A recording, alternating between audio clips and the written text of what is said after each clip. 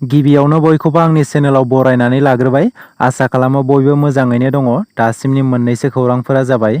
बर' हारिनि थाखाय मोनसे गोजोनथाव खौरां। बर'नि आंगोसिन मोसानाय बागुरुम्बा मोसानायखौ लानानै गोजोनथाव खौरां। आसामनि हारिमु जारिमिना फोरमायनाय बायदिब्ला बागुरुम्बा मोसानाया थांनाय 1000 बोसोर सिगांनिफ्रायनो जोनोम मोनदों। दिनै बे बागुरुम्बा मोसानायजों बर' हारिया मुलुगनि गेजेरावनो गुवारै मिथिसारजानाय थागिबि हारि। रासियानि मस्क'आव थानाय भारत सरकारनि इम्बेसिया बागुरुम्बा मोसानायखौ लानानै बाथ्रा बुंदों दि बर' हारिनि बागुरुम्बा मोसानाया आसामनि बयनिख्रुइबो समायनासिन आरो साबसिन मोसानाय। थामहिनबा बागुरुम्बा मोसानाया आसामनि गेजेरावनो मस्ट बिउटिफुल डान्स जानानै दं होननानै भारत सरकारनि इम्बेसिया फोरमायदों।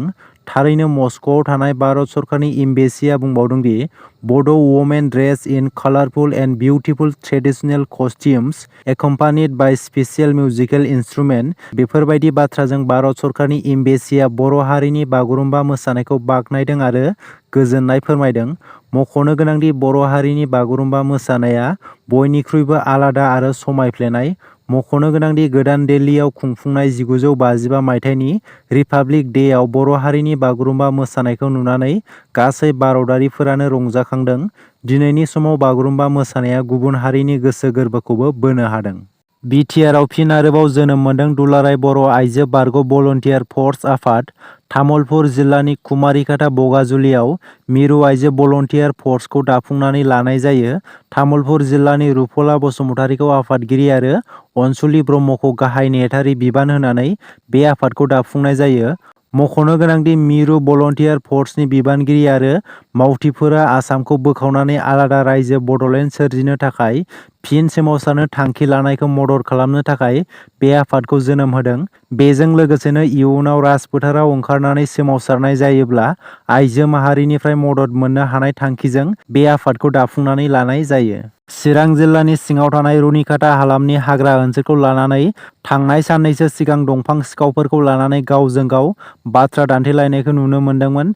बे समाव हाग्रा बिफाना सार्भिस प्रभाइडारनि सानै मावसुमाखौ हाग्रा बिफाना एरख'बाय। बे एरख'जानाय सानै सार्भिस प्रभाइडार मावसुमानि मुङानो जादों दामफ्ला बसुमतारी आरो दिनेन नार्जारी।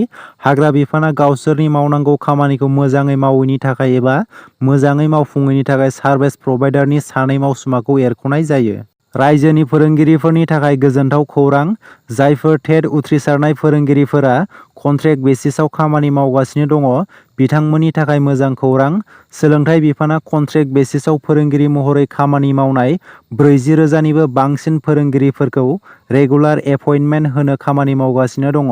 रायजोनि गिबि मन्थ्रि हिमन्त बिश्व शर्मा बिथाङा थांनाय उदांस्रि सानाव फोसावनाय बायदि बेखौ मावफुंनो थाखाय खामानि मावगासिनो होननानै रायजोनि सोलोंथाइ बिफाननि मन्थ्रि रनज पेगु बिथाङा मिथिहोदों। गोदानै रेगुलार पस्टआव जयेन जानायनि उनाव फोरोंगिरिफोरनि दान बान्थाया खमायगोन। मानो होननानै बुङोब्ला गोदानै रेगुलार पस्टआव जयेन जानाय फोरोंगिरिफोरनि सिगांनि खामानि मावनायफोरखौ दाजाबफानाय नङा। बे बाथ्राखौ रोखायै फोरमायथिनानै होदों सोलोंथाइ मन्थ्रि रनज पेगु बिथाङा। मोनसे गिख्रंथाव लामानि जाब्रबथाय। बे गिख्रंथाव लामानि जाब्रबथाया जादों जम्मु काश्मीराव गंसे बासआ लामानिफ्राय गोबां गोथौ हाखराव गलांनानै गोबां सुबुंफोरनि जिउ खहा जानायजों लोगोसे गोबां सुबुंफोरनि गोब्राब जोखोम जायो। बे जाथायाव गासै सा 36 सुबुंनि जिउ खहा आरो सा 19 सुबुंफोरनि गोब्राब जोखोम जानायखौ मिथिनो मोन्दों। जम्मु काश्मीरनि ड'डा जिल्लायाव गंसे बासआ दावबायारिफोरखौ लानानै थांगासिनो दङमोन। नाथाय दुखुनांथाव बाथ्रा दि हरखाबै 300 फुट गोथौ हाखराव गोग्लैलाङो दावबायारि बासआ। बे जाथायखौ लानानै गाहाय मन्थ्रि नरेन्द्र मदि बिथाङा गोथौ दुखु मोन्नाय फोरमायो। जर'खायै बे जाथायाव जिउ गोमानाय नखरनो साफायाव 2 लाख रां आरो जोखोम जानाय नखरनो साफायाव 50,000 रां अनसुंथाइ होनो गाहाय मन्थ्रिया फोसावनानै होयो। बे जाथायाव जोखोम जानाय सुबुंफोरखौ दासिमाव देहा फाहामसालियाव थिसननाय जाबाय होननानै मिथिनो मोन्दों। इजराइल आरो पेलेस्टाइनआव हामास उदखारि हान्जानि गेजेराव जानाय दावहानि उनाव फिन आरोबाव गुबुन मोनसे दावहानि थासारि। दायो म्यानमाराव दावहानि थासारिखौ नुनो मोन्दों। म्यानमार आर्मिया थांनाय 13 नबेम्बरखालि म्यानमारनि चिन स्टेटखौ गाग्लोबदों। बे गाग्लोबनायाव म्यानमारनि गोबां थागिबि सुबुंफोरा जखम जादों आरो गावसोरनि थाग्रा जायगाखौ नागारनानै खारदों। म्यानमारनि थागिबिफोरा गावसोरनि हादरखौ दावहानि थासारि समावनो गारनानै खारदों। दावहानि समाव गावसोरनि हादरखौ गारनानै साखाथिनि हादर भारतनि मिज'राम रायजोआव आश्रय लाफैदों। मिज'रामाव 5,000निबो बांसिन म्यानमार हादरनि थागिबि हादरारिफोरा मिज'रामाव आश्रय लाफैदों। गुबुन फारसेथिं मिज'राम आइजिपिनि फोरमायथिनानै होनाय बायदिब्ला म्यानमारनि सा 24 रौनियाफोरा मिज'राम पुलिसनि सेराव आखाइ दैखांदों।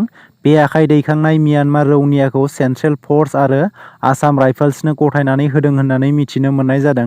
मिज'रामनि गोबां सरकारि नङै फसंथानफोरा म्यानमारनि हादरारिफोरखौ आश्रय लानायखौ गोबां बिथिङाव मदद खालामदों।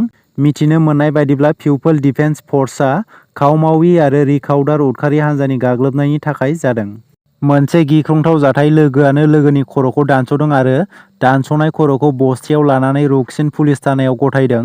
शिव बैस' मुंनि सासे दुथां सुबुङा गावनि लोगोनि सायाव बे गिख्रंथाव आरो सोमोनांथाव खामानिखौ मावदों। आसाम अरुणाचल सिमानि रकसिनआव बे गिख्रंथाव जाथाया जादों। मिथिनो मोननाय बायदिब्ला शिव बैस' मुंनि दुथां सुबुङा माइ फोथारनि गेजेराव गावनि लोगो अजय दासनि खर'खौ दानस'यो। बे जाथायखौ लानानै रकसिन पुलिस थानायाव दुंहाव थासारि सोमजिनायखौ मिथिनो मोनदों। गामिनि सुबुङा मिथिहोनाय बायदिब्ला शिव बैस'नि बियानैखौ अजय दास मुंनि सुबुङा मोजां मोनोमोन आरो बेनि गेजेरावनो माबाफोर दावराव-दावसि जादोंमोन बेनि सन्देह खालामदों। बे समाव बर' हिन्जाव आरो ट्राइबेल हारिनि हिन्जावफोरखौ लांखारनाय खौरांखौ मोनगासिनो सासेनि उनाव सासे टारगेट खालामदों बर' हिन्जावफोरखौ।